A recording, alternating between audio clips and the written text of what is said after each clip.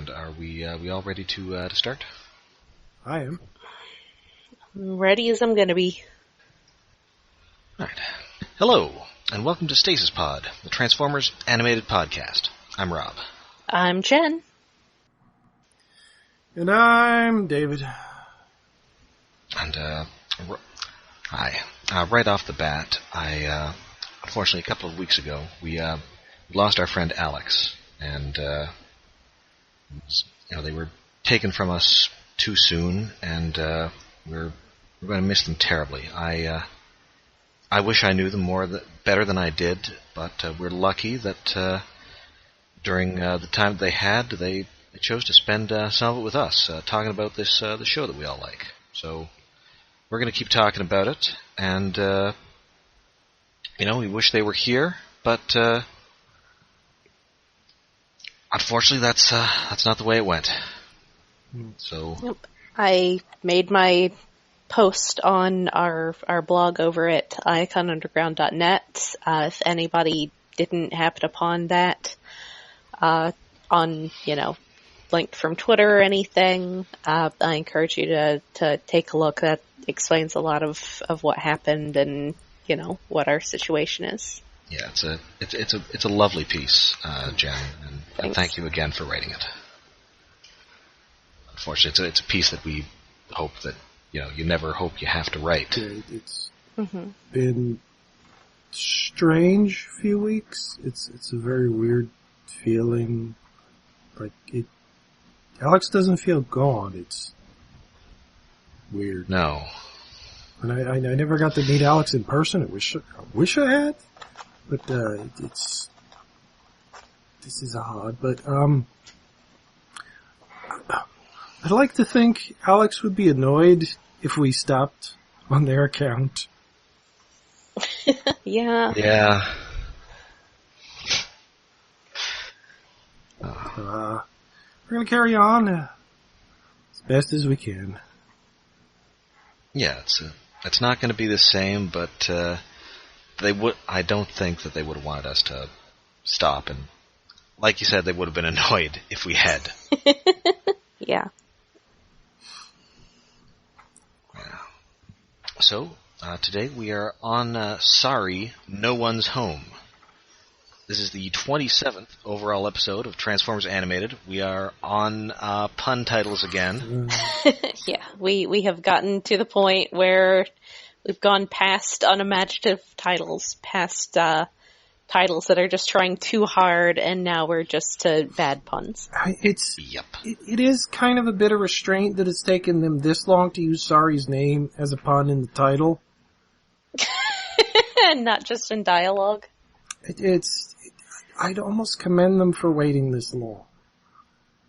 I'm a little surprised we never got Sari wrong number. Damn it. No. That's terrible. And this episode was written by Todd Casey, who previously wrote Nature Calls, and has gone on to write I think Animated was his first animation writing job, and he's since done a ton of stuff. Huh, well that's neat. He also started out as, I think, Michael Bay's assistant on the first Transformers movie. What? Yeah. Oh, That's crazy. I sort of remember hearing that one of his assistants became a writer. Didn't know it was Oh, no, sorry, Animated. it's Tom DeSanto's assistant. He was one of the producers. Oh. Ah. Okay. Guess I remembered wrong then. I'm That's thinking so about weird. somebody else. But he has gone on to write like a bunch of episodes of that new Ninja Turtles show. A bunch of whatever Wander Over Yonder is. Oh, I've seen bits of it. It's amusing and weird. They have villains that sing, I think. And also something called Future Worm. Oh, I don't know. I don't know anything about that. That's just Future Worm. definitely a title. And also a bunch of Batman Brave and the Bold. Like, is this worm like WORM, or is this WYRM like this is actually just extremely underrated 2000s movie Reign of Fire? Nope, this is like WORM, like the That's just the weird. invertebrate. That's just weird. The premise is, let's see, meet Danny, inventor of the Time Machine lunchbox. During its maiden voyage, the lunchbox was hurled into the future, where future scientists discovered a simple worm that they put through their genetic escalator, increasing the worm's intellectual capacity and need for adventure. This worm became Future Worm. Now he's returned to make sure Danny never has a boring day. So this is like some, 8-year-old's show sort of thing. I mean, that's what the premise sounds like, but who knows? That's fair. That's fair. You don't even know. Sounds like a weird reboot of Earthworm Jim. I mean, boy hangs out with space gemstone ladies. Also sounds like Maceling for 8-year-olds, but people sure love that show. That's fair. That's fair. Oh, he was one of the writers on Krampus, which I meant to see but didn't. That was a good movie.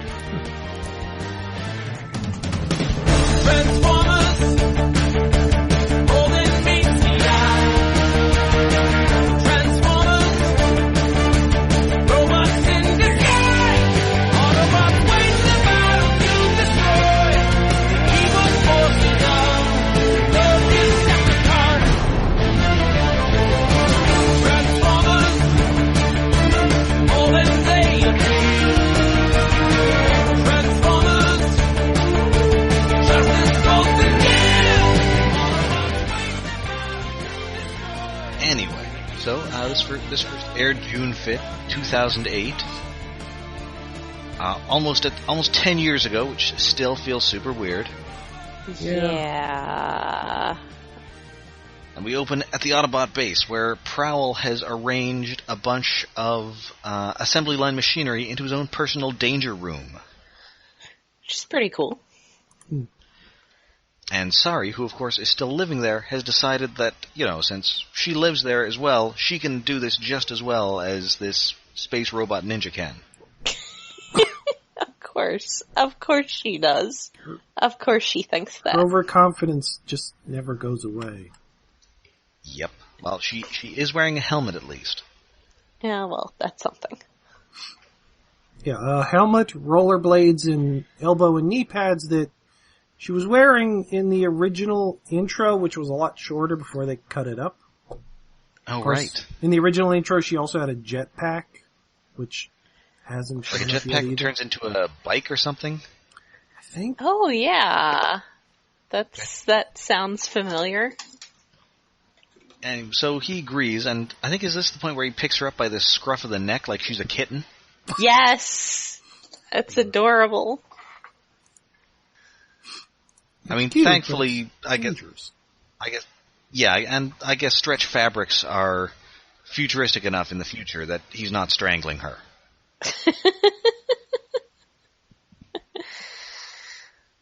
So he does let her do this. He puts it at quarter speed, and that's still not slow enough because she gets conked in the head. She gets knocked off the conveyor belt and lands in such a way that her spine has to be broken. Well, cartoons. She's very durable. I guess. It's cartoons. Maybe for reasons to be revealed later. Dun dun dun. And the Autobots don't really know enough about human biology to say otherwise. Yeah, that's fair. Oh, sure, human spines regrow, right? That's a thing that happens. Obviously, that totally happens. I mean, why wouldn't they? So, she's still insistent that she can do this, and then Bulkhead busts in, and he is just in a frenzy. Because something is dripping.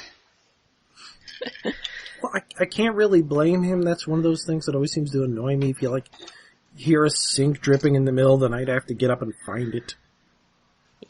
Yeah, I got over that in my crappy old apartment. Well, unfortunately, this is not a leaking faucet, but in fact Bumblebee, who has an open wound in his arm that is just dripping blood.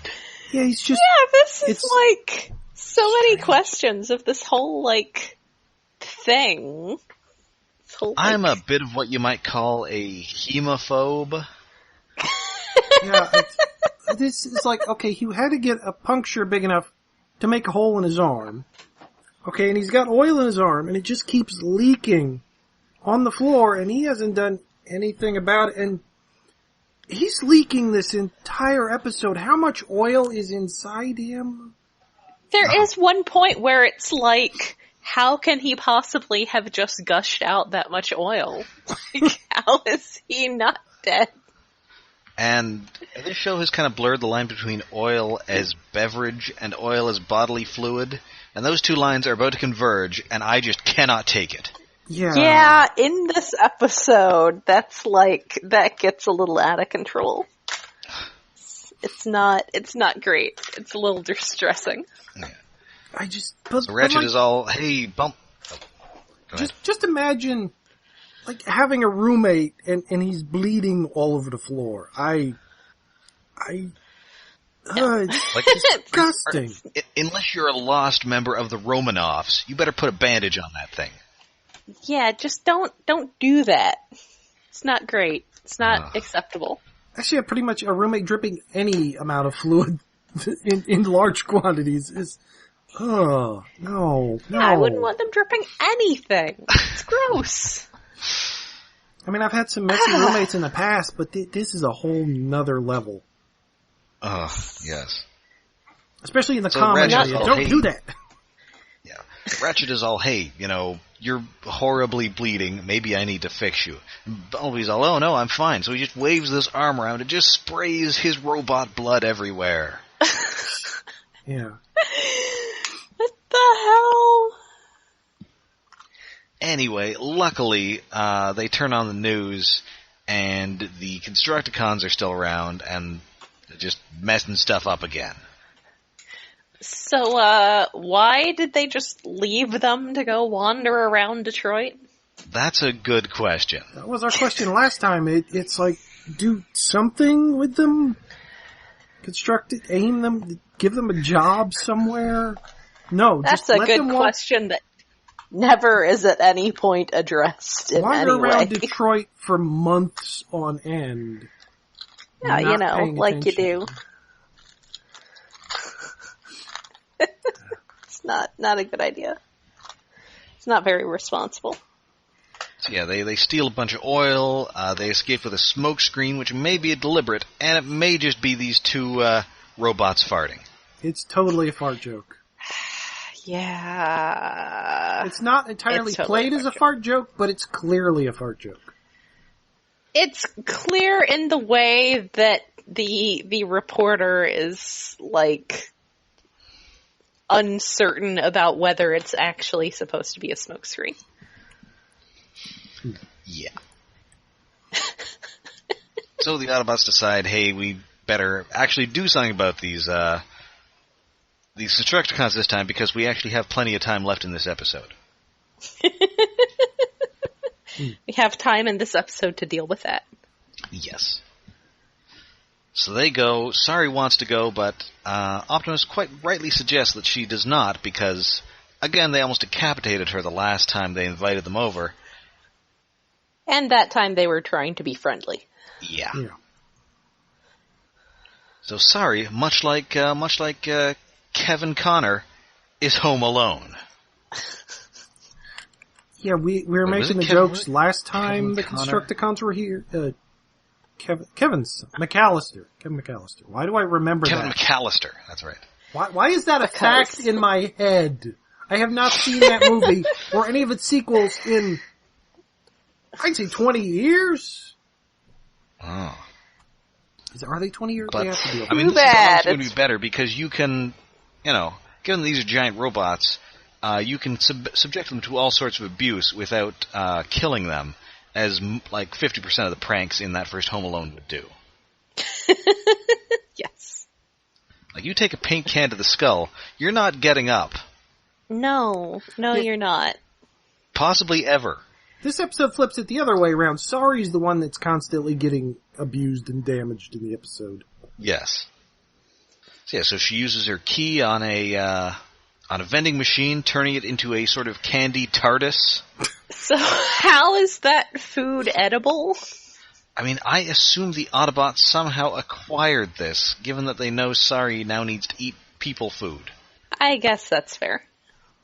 Yep. I mean, I guess, like, is somebody servicing these? Or did they just take them from somewhere?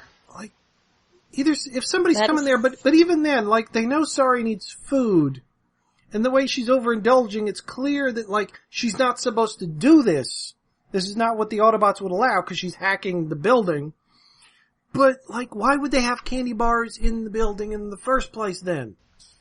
I mean, if it's coin-operated, do they give her an allowance? And if they do, where are they getting that money?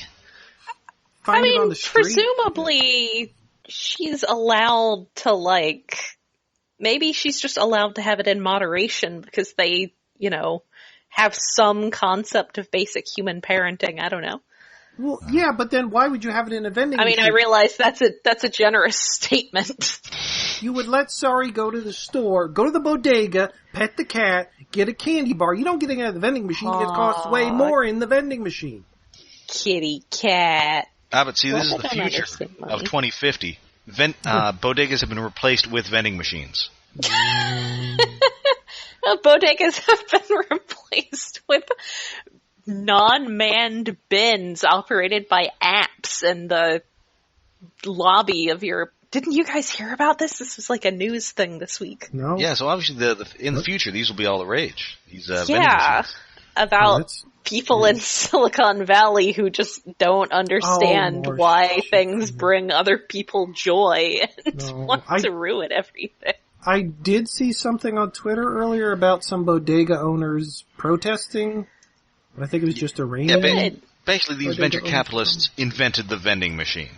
Yes! I like the joke that every 6 months or so, some, like, super clever Silicon Valley person reinvents public transit. What? Like Uber, but there are a bunch of people on the same one, and you all stand at a corner and get picked up. That's a bus. That exists. Anyway, so Sari and the vending machines and the There's bodega. one thing I really like, but it also annoys me about the vending machine. Like, the pile of candy that comes out on her is a different layer. And there's little individually drawn candy bars on top of it, but it's just this outline of a pile of candy with highly detailed candy on it that, well, it's not like that he took a photograph. It's actually drawn and, like, copy-pasted to be a big mosaic of candy. But it looks awesome and horrible at the same time. It's a weird effect. Anyway, she also uses some of this... she ties herself to a crane to make it into like a cyclotron or whatever. Yeah, this is why small children are not generally allowed in old abandoned factories. Yeah. Next, she's going to be licking paint cans. Probably. And yeah, she also the tries. Next scene. She also tries Prowl's danger room thing, and she still can't master it. Well, maybe she should try not being a small human child. Yeah. Animators, child abuse is not funny. But meanwhile, the Autobots are speeding towards the Constructicon's location, and Bumblebee is still just leaking oil blood everywhere, and it's driving Bulkhead to the brink of madness. Quite reasonably, I think. I'm not sure. I don't have the toy with me. It's leaking out of his left door. Arm. It's his right arm, but it's his left door. Is that how he transforms? Yeah. Does he spin around? It's probably a little faked up for the show, because he has like a fake car chest, or car roof on his chest in his toy. Yeah. Well, and there was the fast action battler or whatever the quick one was that transformed different than his bigger one, but I can't remember how the bigger one did. Did he flip around? I don't remember. So I'm not sure if it's leaking out of the right door or not, but it's nice that it's leaking out of the same spot, sort of on the toy, but possibly the opposite side. Anyway, Bulkhead has finally had enough, so he transforms his arm while in vehicle mode and slaps an I Heart Autobots sticker over the wound. That was cute. Using I kind of like the sticker. idea that Detroit tourist attractions have, like, I Heart Autobots stickers in them. Yes.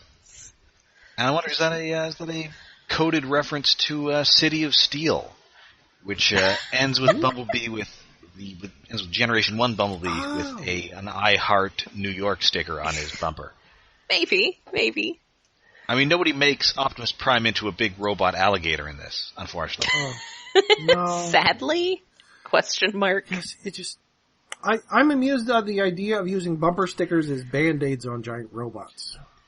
Yeah. Yeah, I do like that. That's going to work, but okay. It's worth the try. Fortunately, the Constructicons have now spotted this gruesome blood trail, and they start licking it up. Yeah, that... Because it's soil! That you just found in the street. You're mixing, it's like, well, before it's been compared to like beer or wine, oil qualities. For them, okay, they're drinking it. But it's also blood.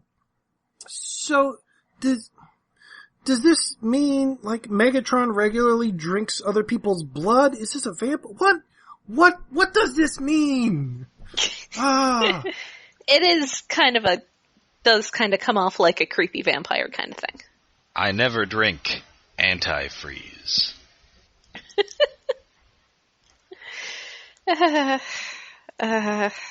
Just all of it. Maybe that's what the bet was like last time with the Prowl and Bumblebee about the, what was it? Oh, that axle grease. Lubricant? Yeah, axle grease. Ooh. Maybe they were like, Autobots drink axle grease and Decepticons drink the blood of other robots? Maybe? Sure. Sure. Just, yes. Anyway, so the Constructicons are now en route to the Autobot base because they're following this trail, and Megatron has also noticed the Constructicons are out and about, and so he sends Blitzwing to go get them. Great idea. Yes. Always send Blitzwing. Send my craziest soldier.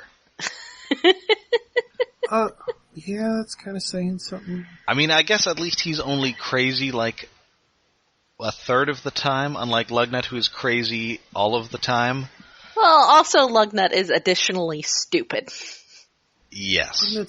Lugnut's stupid, but he's more loyal. Like, Blitzwing is more unpredictable. Yeah. Like, he's either super loyal into the rules, or angry and loyal, or nuts. Just crazy. Just, crazy. So the Constructicons get to the Autobot HQ, and they just turn into the Wet Bandits. There's no getting around it. It's explicitly they're just the wet. Home Alone 5 has begun. Yes. After this commercial break. Wait, is that the one with Scarlett Johansson? Wait, I was guessing Home Alone 5 because I didn't think there was one. There are more Home Alones than you can possibly imagine. I thought there were just 3. Ugh. There are definitely... there's one with Malcolm McDowell in it. What? I mean, he was kind of in anything in the 90s, to be fair. Yes. By which I mean Captain Simeon and Space Monkeys.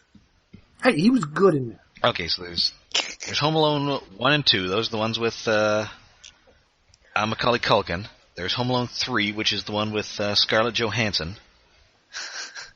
Which is basically a reboot. There's Home Alone 4, in which Marv has apparently been replaced with French Stewart. What? Oh, no, it was just a TV movie? Yes. That was a TV movie. And then there's Home Alone 5, The Holiday Heist, which is the one with Malcolm McDowell. Oh, on ABC Family. Wow, that's a deep... You're like, that's a thing. Yeah, I don't... My mom watches holiday movies on that sometimes. She tells me about them. Weird. Boy, it was so cheap that 5th one was filmed in Winnipeg. Not even Vancouver. Nope. Is that like the third-rate Vancouver? Was too expensive. Is that like what? The third-rate Vancouver? Does it kind of go like Vancouver, Toronto, other? I mean, I would say it's Toronto, then Vancouver, then maybe Montreal, Uh-huh. and probably then maybe Calgary, and maybe then Winnipeg. And if you're filming a Christmas movie in Winnipeg, you are losing at least one testicle. It is so cold. Maybe they just use fake snow. This is possible, but I mean, if you're in Winnipeg, you've basically got snow there probably 9 months of the year. Yeah. And then mosquitoes the other 3. Don't go to Winnipeg. Sorry, Moral Winnipeg. of the story, don't go to Winnipeg. Or apparently Detroit, because they've always got giant robots busting in on your stuff. Yeah, I kind of got to be careful about that with the giant robots there. But despite these gigantic, bungling robots busting in, Sari is listening to the Generation 1 theme song too loudly for her to notice. Yeah, and she's humming along to it, which is kind of cute.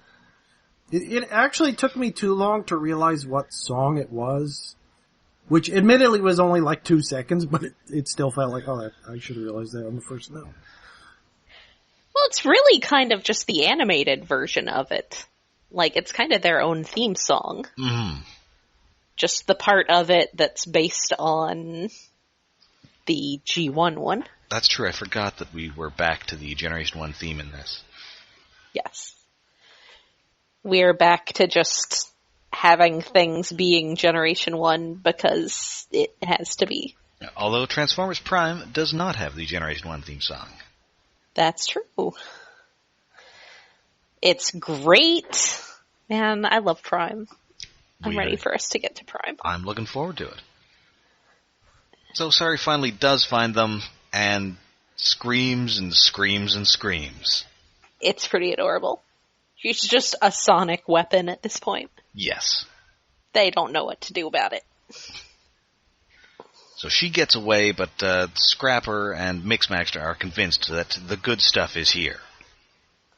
This is the place they remember. Because that's the thing, is they got their memories wiped last time. Yes. So they're just sort of trying to find some place that they vaguely recall existing. Mm-hmm. This lost Shangri-La where there was good booze. Yeah. The vague memories is they remember booze, they remember somebody beat them up or something. Yes. And then when they first step into the place, they sort of remember the Autobots hanging out. It's like, this is kind of familiar. This is like a place we were and it didn't end well, I think is how Scrapper puts it. So, the Autobots have not found the Constructicons, unsurprisingly, although Bumblebee does try to arrest a construction vehicle. Which is driven by Sparkplug. Yep.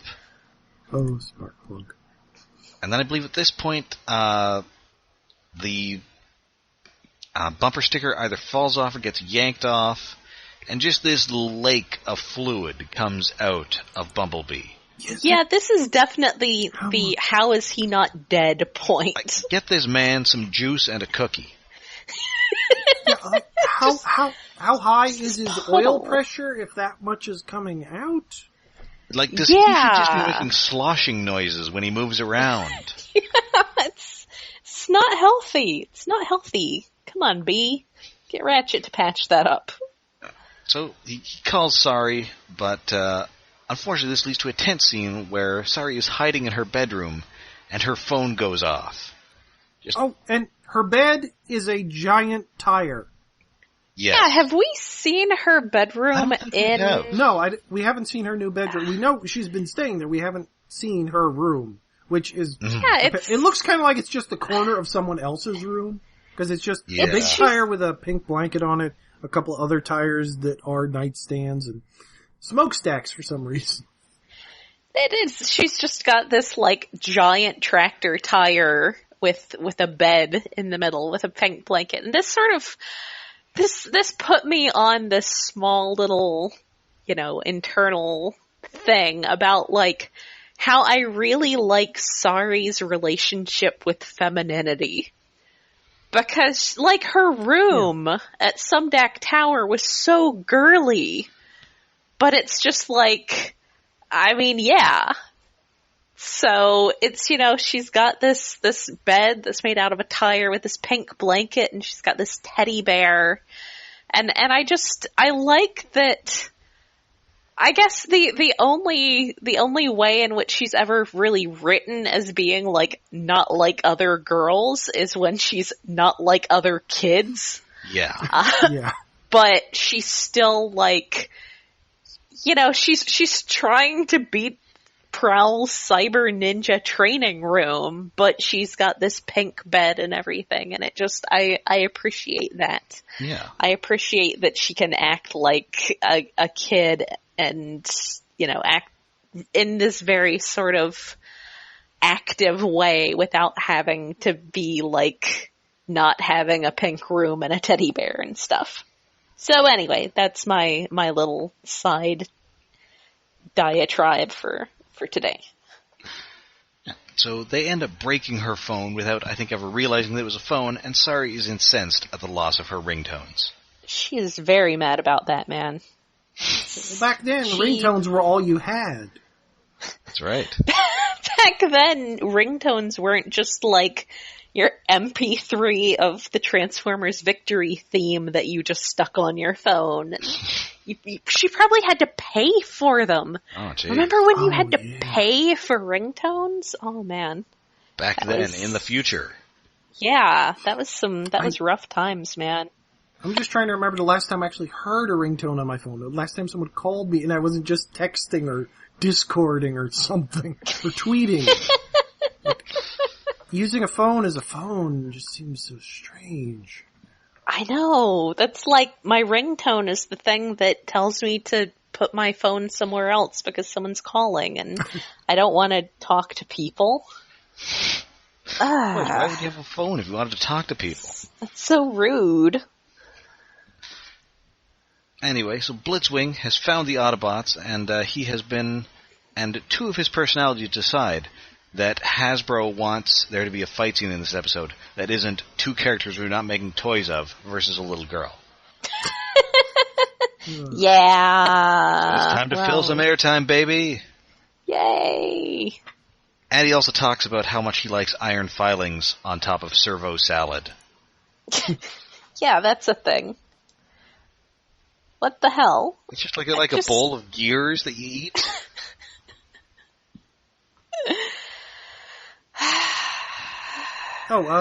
Two things that I just noticed. Prime's cab is way far forward and his tires are kind of back. Has it always been like that? I think so. It's really not a cab mode that was designed to look good without the trailer, and it almost never has the trailer. Yeah, it has different trailers every once in a while, but on its own, yeah, it's like the cab is like the entire front, and then the tires are behind that. It's like, how does he stay balanced? It doesn't work. And other thing, apparently, the original episode, or the first episode of the original Transformers aired today, however many years ago. Years ago, yeah. Happy anniversary, Transformers, as we record. Too many years ago. Hey, my birthday's next week, and you don't even want to know how old I'm turning. Likewise for mine, which is in 2 weeks. Haha. Yay. Too old. The moral of the story is, we are all elderly now. Yep. Now, nothing has made me feel older than, like, getting a proper job again, where there are younger people who don't get any of my references to anything, because I'm old. Oh no, youths. Though honestly, if they didn't get my reference to Peter Dinklage, I just don't know how I can help them. I mean, come on. He's on a very popular show. Exactly! He's been acting There's for cable decades. here. I know this is podunk middle of nowhere, but they have cable. At the very least, they've probably seen Elf. Everybody's seen Elf. He was an Probably, elf? yeah. It's a good movie. Have you people not seen The Station Agent? Well, I mean, they probably haven't, but that is a good movie. Yeah, it's a pretty good movie. That was one of my good random seeing on HBO movies. I was like, it's pretty good. I like this guy from Jersey. He's going places. Oh, Bobby Cannavale. He's in everything now. No, Dinklage. Oh. He's a Jersey boy.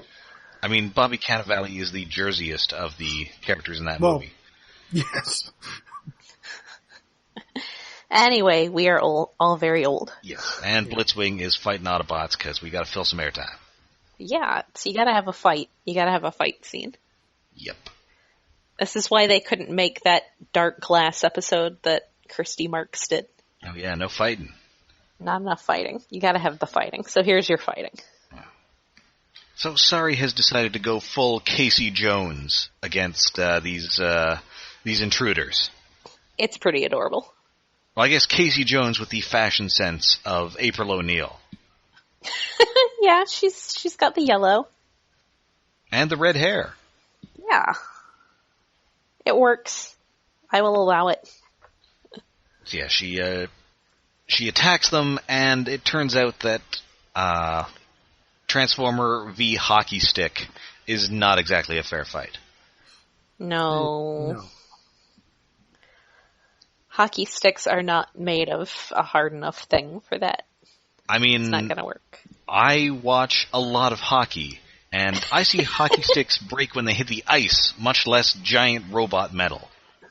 Yeah. Seriously. Come Those on. composite sticks, they're very fragile. Yeah. They're made for hitting a puck. Yes. Well, wait, would it still be the same material in the future? Like, aren't they fiberglass now mostly?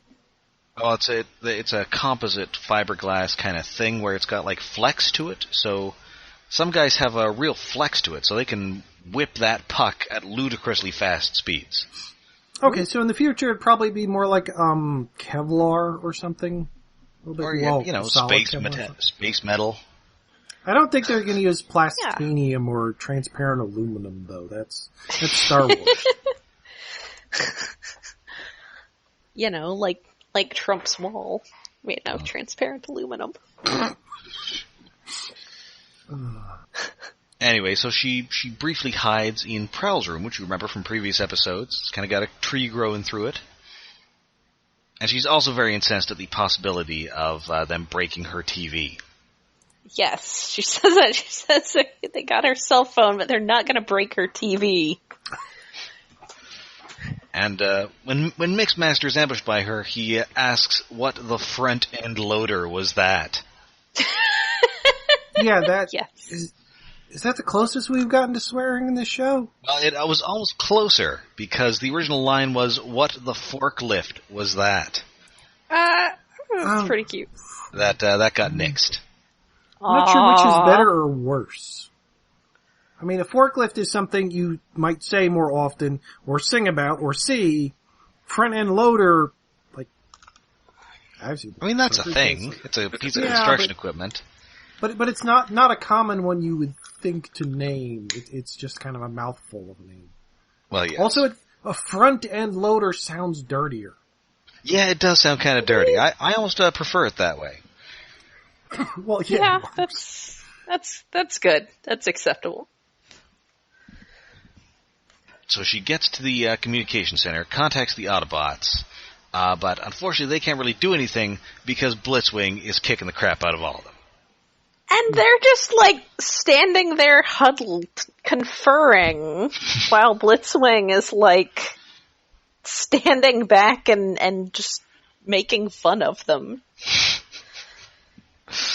I mean, it's only fair. Yeah, that's true. And he probably likes doing that. I mean, at one point it is his crazy head, so. Yes. He probably likes heckling.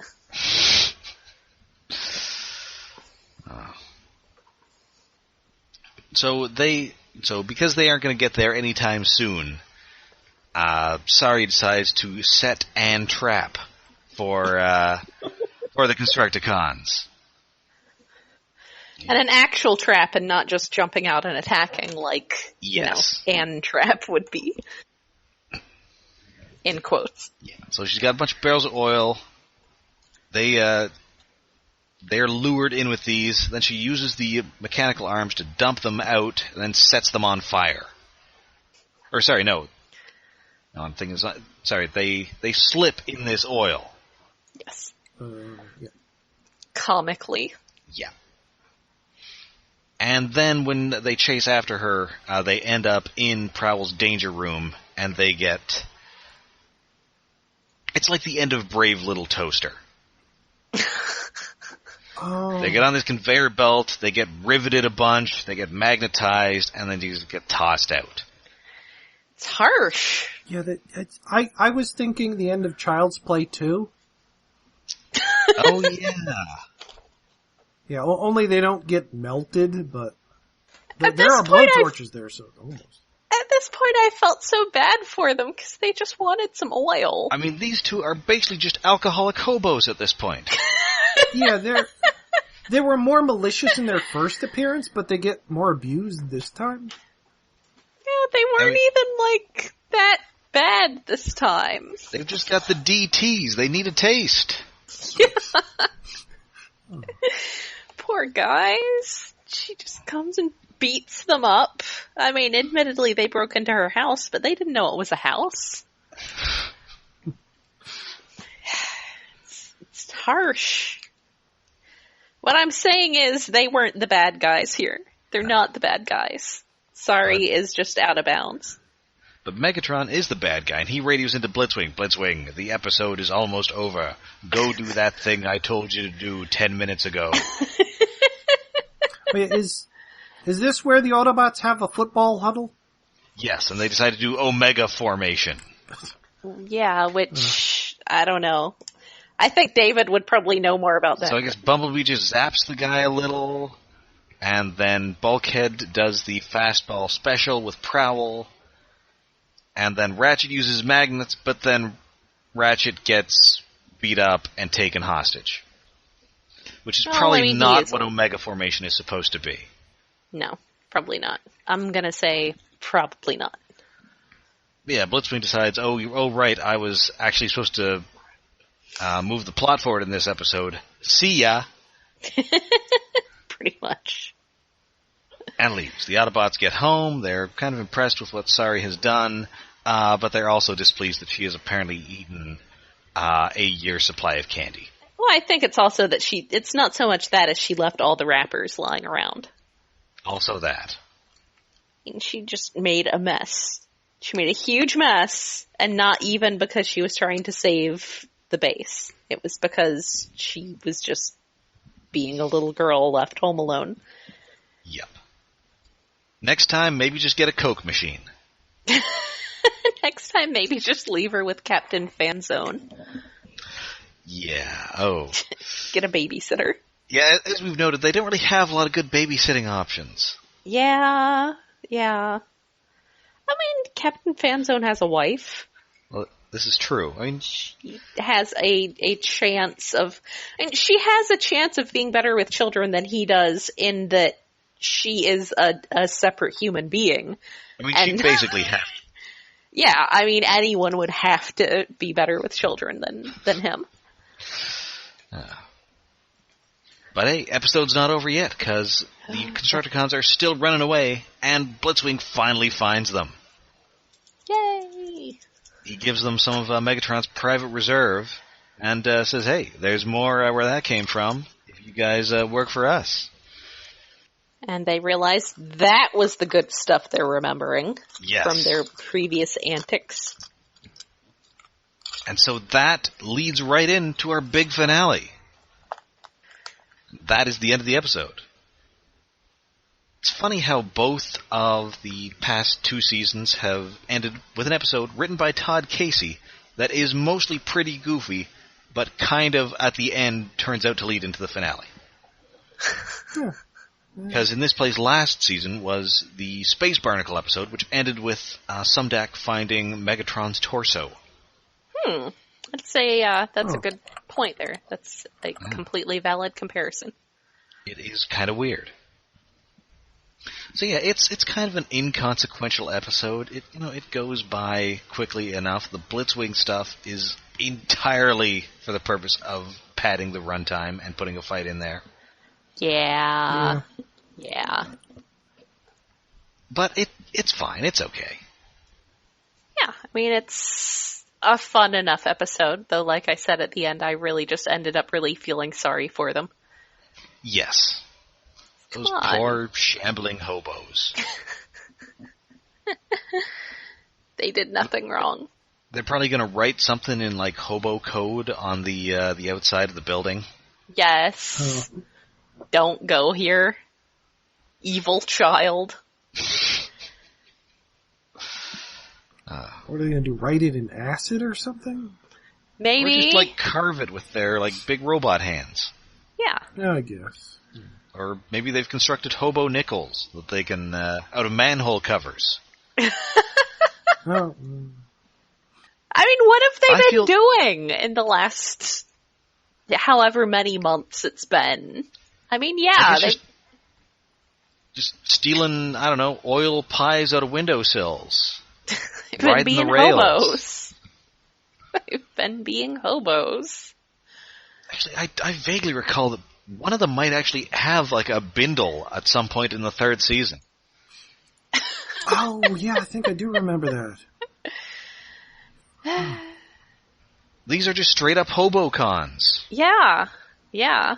Weird. Oh, man, it's, that's your next combiner concept. It's like an engine and then a bunch of box cars. Well, we're never going to get another train combiner again, unless Japan makes it, because they care about trains, we don't. They're mass transit. We're back on that subject. Yay! Just give me a good bus transformer. We've never had one. We haven't? We've never had one. That is strange. I mean, there have been ones in fiction, but never an actual toy. There was one in, like, a commercial for something. I think there's even a semi-official one for, like, a British bus or something. And there's one in the Transformers Robots in Disguise comic. That was it was a bus that turned into, like, a rhino guy. Ooh. Named Transit. That's not a very rhino name, pun? but it's a good bus name. And then his Generation 1 counterpart showed up in the Hasbro Heroes sourcebook. Really? Where he was, I believe, a double-decker bus. I should probably be looking at that. Anyway, so yeah, it's okay, and that about does it for the episode. But until then, you can find us all over the internet. We're on Twitter, we're on Tumblr, and we're on Facebook. And we are hosted by iaconunderground.net, where this and our news show, Iacon Underground Radio, have Patreon set up. That is at patreon.com/iaconunderground. We have been making enough for that to be moving hosts soon, so that'll be probably invisible to any of our actual listeners, but it'll be something that'll be good for the managerial side of things. But otherwise, yeah, just go by there. Our patrons at $1 or higher a month get access to our Patreon exclusive episodes, where we do things that are not, but are sometimes tangentially related to Transformers. That's right. And also we did the last night. Yes. I mean, that was also kind of tangentially related to Transformers in some spots. Yes. Yes. And we're just getting insane exposition from Anthony Hopkins to Mark Wahlberg. Yes. So good. On DVD and on Blu-ray and digital now, everybody. Ooh. Is it? I know it's available digitally. I don't know if it's on Blu-ray yet. I think it's coming out soon, at least. Maybe by the time this comes out. Probably. Oh, apparently there was a Bendy Bus Prime and a Bus Decepticon designed by Tom Scioli. Oh yes, it turns up in Transformers vs. G.I. Joe. Ha. So, of course, you can also find us on both iTunes and on Google Play, wherever finer podcasts are found, and wherever you do so, please rate and review us. And, of course, join us next week when we pay the toll to go across A Bridge Too Close, Part 1. Dun dun. Too close? Well, it's like a bridge too far. Except it's a bridge too close. Yeah, but like a bridge too...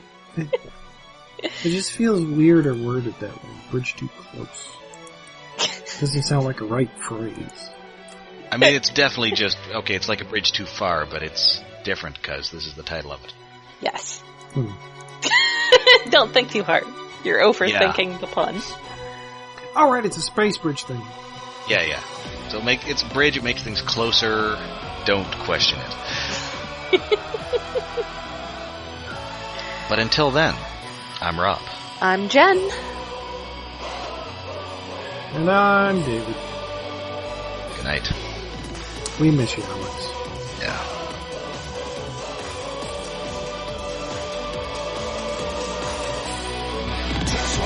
闇の彼方静寂を引き裂き星の眠りを呼び起こすのはどうだほら目の前弱な魂たち行け場はないまっすぐに受け止めろ弱気やそれを承知して僕らは意識を見変えるその手を強く握り互いの絆信じて戦え